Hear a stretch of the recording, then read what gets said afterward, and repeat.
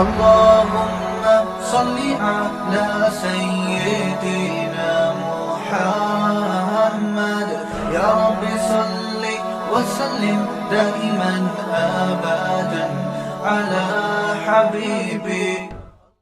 کو ذریعہ بنا رہے ہیں اللہ کی رحمت کو متوجہ کرنے کا.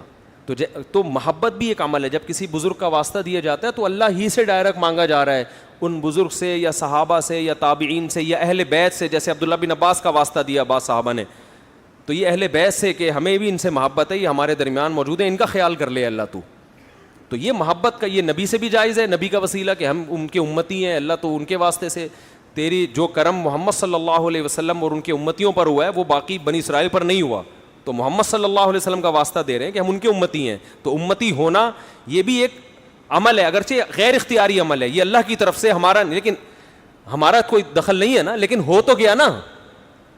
ایمان کا واسطہ دیا جاتا ہے, اللہ تو نے جو ہمیں ایمان دیا اس کا واسطہ کہ تو ہمارے گناہ کو معاف کر دے. تو یہ ایمان اختیاری تھوڑی, ہمیں تو گاڈ گفٹڈ ایمان ملا ہے نا, ماں باپ کی وجہ سے ملا ایمان.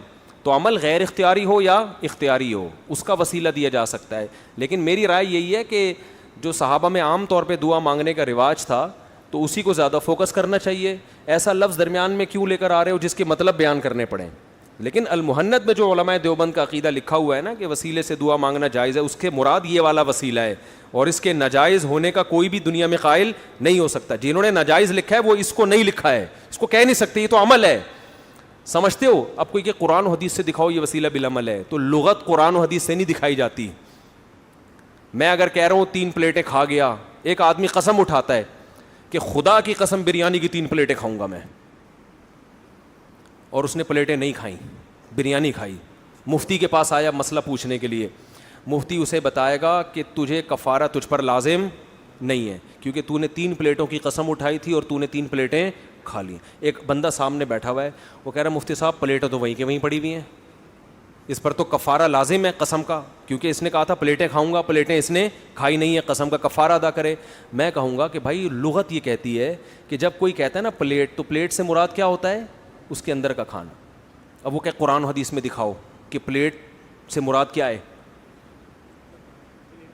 تو میں یہ میں بولوں گا اس نے جو الفاظ کہے ہیں نا, الفاظ کا مفہوم قرآن و حدیث سے نہیں دیکھا جاتا, ڈکشنری میں دیکھا جاتا ہے, لغت میں دیکھا جاتا ہے, اہل لغت سے پوچھا جاتا ہے کہ تمہارے ہاں پلیٹوں سے مراد بریانی ہوتی بھی ہے کہ نہیں.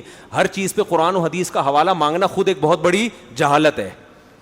سمجھتے ہو کہ نہیں سمجھتے؟ ایک صاحب کہنے لگے قرآن و حدیث میں کہاں لکھا ہے نیا مجتہد نہیں آ سکتا.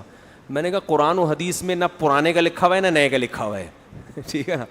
اس کا قرآن و حدیث سے نہیں, اس کا مشاہدے سے تعلق ہے کہ جنہوں نے مجتہد ہونے کا دعویٰ کیا ان سے اتنے بڑے بڑے بلنڈر ہوئے ہیں, اور اتنے بڑے بڑے انہوں نے قرآن و سنت کے نام پہ گڑبڑے کیے ہیں کہ جو دعویٰ نہیں کر رہے ان کا کیا حال ہوگا. تو مشاہدے پر مبنی ایک حقیقت ہے کہ اب لوگوں میں وہ صلاحیتیں نہیں ہیں.